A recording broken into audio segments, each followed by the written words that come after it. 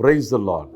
ಕರ್ತನಲ್ಲಿ ಪ್ರಿಯರಾದ ನನ್ನ ಸಹೋದರ ಸಹೋದರಿಯರೇ, ನಿಮ್ಮೆಲ್ಲರನ್ನು ಕೂಡ ಈ ಕಾರ್ಯಕ್ರಮದ ಮುಖಾಂತರವಾಗಿ ನಿರೀಕ್ಷೆಯ ವಾಕ್ಯ ಪ್ರತಿನಿತ್ಯವೂ ಒಂದು ದೈವಿಕ ಧ್ಯಾನ ಕಾರ್ಯಕ್ರಮವನ್ನು ನ್ಯೂ ಹೋಪ್ ಟಿವಿಯ ಪರವಾಗಿ ನಿಮ್ಮೆಲ್ಲರ ಮನೆಗಳಲ್ಲಿ, ನಿಮ್ಮೆಲ್ಲರ ಕಿವಿಗಳಲ್ಲಿ ಬೀಳುವಂತೆ ಕರ್ತನ ಈ ಕಾರ್ಯಕ್ರಮ ಏರ್ಪಡಿಸಿಕೊಟ್ಟಿದ್ದಾನೆ.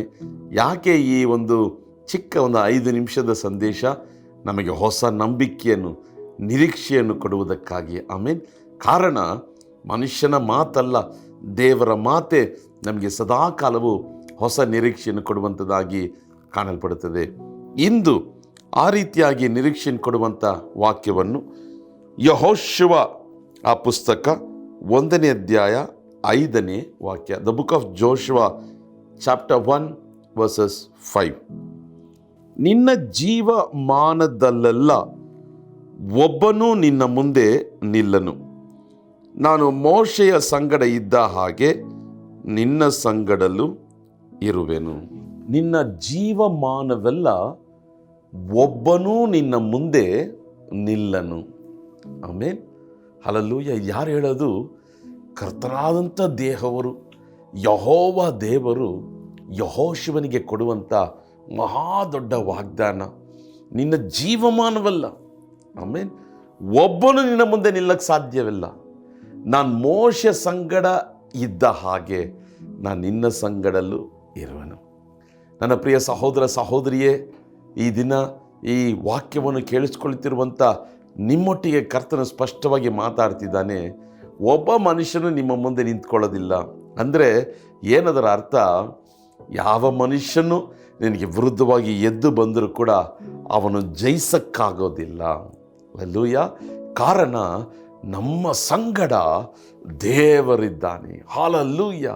ಜನರು ಎದ್ದು ಬರ್ಬೋದು, ಜಯಿಸಕ್ಕಾಗಲ್ಲ ಎಂಬುದೇ ಈ ವಾಕ್ಯದ ಅರ್ಥ. ನೋಡ್ರಿ, ಯೆಹೋಶುವನು ಆತನು ಸ್ವಾಸ್ಥ್ಯ ಮಾಡಿಕೊಳ್ಳುವುದಕ್ಕಾಗಿ ದೇವರು ವಾಗ್ದಾನ ಮಾಡಿದಂಥ ಹಾಲು ಜೇನು ಹರಿಯುವಂಥ ದೇಶವನ್ನು ಸ್ವಾಸ್ಥ್ಯ ಮಾಡಿಕೊಳ್ಳುವುದಕ್ಕಾಗಿ ಹೋಗುವಾಗ ಅನೇಕ ವೈರಿಗಳು, ಶತ್ರುಗಳು ಎದ್ದು ಬಂದರು. ಒಬ್ಬರು ಜಯಿಸಕ್ಕಾಗಲಿಲ್ಲ. ಕಾರಣ ಯೆಹೋಶುವನ ಸಂಗಡ ಯೆಹೋವ ದೇವರು ಇದ್ದರು. ಆಮೇಲೆ ನಿಮ್ಮ ಸಂಗಡ ದೇವರಿದ್ದಾನೆ. ಆದ್ದರಿಂದ ಒಬ್ಬ ಮನುಷ್ಯನ ಜಯಿಸಕ್ಕೆ ಸಾಧ್ಯವಿಲ್ಲ. ಕಾರಣ ದೇವರು ನಿಮ್ಮ ಪಕ್ಷದಲ್ಲಿರುವಾಗ ನಿಮಗೆ ವಿರುದ್ಧವಾಗಿ ನಿಂತುಕೊಳ್ಳುವವರು ಯಾರು? ಅಯ್ಯೋ, ಈ ಮನುಷ್ಯನು ಎದ್ದು ಬರ್ತಿದ್ದಾನೆ, ಅಯ್ಯೋ ಆ ಮನುಷ್ಯನು ಈ ಕುಯುಕ್ತಿಗಳನ್ನು, ಕುತಂತ್ರಗಳನ್ನು ಮಾಡ್ತಿದ್ದಾನೆ, ಮಾಟ ಮಂತ್ರಗಳನ್ನು ಮಾಡ್ತಿದ್ದಾನೆ, ತಂತ್ರಗಳನ್ನು ಮಾಡ್ತಿದ್ದಾನೆ, ನನಗೆ ವಿರುದ್ಧವಾಗಿ ಒಂದು ಗುಂಪನ್ನು ಏರ್ಪಡಿಸ್ತಿದ್ದಾನೆ, ಒಂದು ತಂಡವನ್ನು ಏರ್ಪಡಿಸಿ ನನ್ನನ್ನು ಹೇಗಾದರೂ ಹಾನಿ ಮಾಡಬೇಕೆಂಬುದಾಗಿ ಯತ್ನಿಸುತ್ತಿದ್ದಾನೆ. ಭಯಪಡಬೇಡಿ. ದೇವರು ಮೋಶೆಯ ಸಂಗಡ ಹೇಗಿದ್ನೋ, ಯೆಹೋಶುವನ ಸಂಗಡ ಹೇಗಿದ್ನೋ, ನನ್ನ ಸಂಗಡ ಅದೇ ರೀತಿಯಾಗಿರ್ತಾನೆ, ನಿಮ್ಮ ಸಂಗಡವನ್ನು ಅದೇ ರೀತಿಯಾಗಿರ್ತಾನೆ. ನಿನ್ನ ಜೀವಮಾನವಲ್ಲ. ಆಮೇನ್. 1 ದಿನ 2 ದಿನ ಅಲ್ಲ, ನಿನ್ನ ಕಡೆ ಉಸಿರಿರುವ ತನಕ ನಿನ್ನ ಜೀವಮಾನವಲ್ಲ. ಒಬ್ಬನು ಜಯಿಸಕ್ಕೆ ಸಾಧ್ಯವಿಲ್ಲ. ಒಬ್ಬನು ನಿನ್ನ ಮುಂದೆ ನಿಂತ್ಕೊಳ್ಳೋಕೆ ಸಾಧ್ಯವಿಲ್ಲ. ಕೆಳಗೆ ಬೀಳ್ತಾರೆ. ಆಮೇನ್. ನಿನ್ನ ಮುಂದೆ ನಿಂತ್ಕೊಳ್ಳೋಕ್ಕಾಗಲ್ಲ ಅಂದರೆ ಏನರ್ಥ? ಕೆಳಗೆ ಬೀಳ್ತಾರೆ. ಅವ್ರು ಎದ್ದು ಬರ್ಬೋದು, ಕೆಳಗೆ ಬೀಳ್ತಾರೆ. Hallelujah, hallelujah. ಕಾರಣ ನಿನ್ನ ಸಂಗಡ ದೇವರಿದ್ದಾರೆ. ಮನುಷ್ಯರು ವೈರಿಗಳಾಗಿ ಬದಲಾಗ್ಬಿಟ್ರ? ನಿನ್ನ ಬಂಧು ಬಳಗದವರು, ತಂದೆ ತಾಯಿಗಳು, ಒಡ ಹುಟ್ಟಿದವರು, ನಿನ್ನ ಮಿತ್ರರು, ಸಭೆಯಲ್ಲಿರುವಂಥ ಜೊತೆಯಲ್ಲಿರುವಂಥ ವಿಶ್ವಾಸಿಗಳು, ಜೊತೆ ಸೇವಕರು, ನಿನ್ನ ಸಂಗಡ ಯಾವಾಗಲೂ ನಿನ್ನ ಬಳಿಯಲ್ಲಿ ಉಪಕಾರಗಳು ಹೊಂದಿಕೊಂಡವರು ಈಗ ನಿನ್ನ ಮುಂದೆ ಬಂದು ಎದುರಿಸಿ ನಿಂತ್ಕೊಳ್ತಿದ್ದಾರಾ? ಅವರು ನಿಂತ್ಕೊಳ್ಳೋಕ್ಕಾಗಲ್ಲ. ಅವರು ಬೀಳ್ತಾರೆ. ಅವರು ಆಗಲ್ಲ. ಅವರು ಸೋಲ್ತಾರೆ. ಕಾರಣ ನಿನ್ನ ಸಂಗಡ ದೇವರಿದ್ದಾನೆ. ಆಮೇನ್. ಹಲ್ಲೆಲೂಯಾ. ದೇವರಿಗೆ ಮೆಚ್ಚುಗೆಯಾಗಿ ನೀವು ನಾನು ಜೀವಿಸುವಾಗ ದೇವರು ನಮ್ಮ ಸಂಗಡ ಇರ್ತಾನೆ. ಯಾವ ಮನುಷ್ಯನ ಎದ್ದು ಬಂದರೂ ಜಯಿಸಕ್ಕೆ ಸಾಧ್ಯವಿಲ್ಲ. ಭೂಮಿ ಆಕಾಶ ಉಂಟು ಮಾಡಿದಂಥ ದೇವರು ನಮ್ಮ ಪಕ್ಷದಲ್ಲಿದ್ದು ನಮಗೆ ಜಯವನ್ನು, ಯಶಸ್ವಿಯನ್ನು ಕೊಟ್ಟು ನಮ್ಮನ್ನು ಆಶೀರ್ವದಿಸಿ ನಮ್ಮ ತಲೆಯನ್ನು ಮೇಲಕ್ಕೆ ಎತ್ತುವಂಥ ದೇವರಾಗಿದ್ದಾನೆ. ಆದ್ದರಿಂದ ಈ ನಿರೀಕ್ಷೆಯ ವಾಕ್ಯವನ್ನು ಮನಸ್ಸಲ್ಲಿ ಹೊತ್ತುಕೊಂಡು ನನ್ನ ಸಂಗಡ ದೇವರಿದ್ದಾನೆ, ನನ್ನ ಸಂಗಡ ದೇವರಿದ್ದಾನೆ, ಯಾರು ಎದ್ದು ಬಂದರೂ ಜಯಿಸಕ್ಕೆ ಸಾಧ್ಯ ಇಲ್ಲ ಎಂಬುದಾಗಿ ನಂಬ್ರಿ, ಮಹಿಮೆಯನ್ನು ಕಾಣ್ರಿ.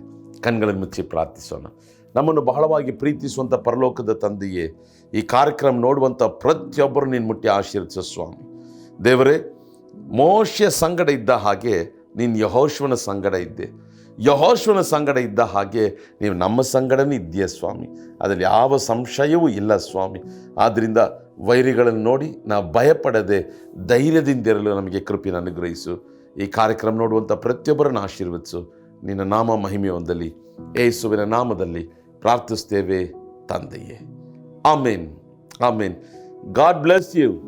ದೇವರು ನಿಮ್ಮ ಸಂಗಡ, ಮೋಶೆಯ ಸಂಗಡ ಇದ್ದ ಹಾಗೆ, ಯೆಹೋಶುವನ ಸಂಗಡ ಇದ್ದ ಹಾಗೆ ನಿಮ್ಮ ಸಂಗಡನು ದೇವರು ಇದ್ದಾನೆ. ಆದ್ದರಿಂದ ಭಯಪಡಬೇಡ್ರಿ. ಒಬ್ಬ ಮನುಷ್ಯನ ನಿಮ್ಮನ್ನು ಜಯಿಸಕ್ಕೆ ಸಾಧ್ಯವಿಲ್ಲ. ಎದ್ದು ಬರ್ಬೋದು, ಬೀಳ್ತಾರೆ. God bless you. Have a blessed day. Amen.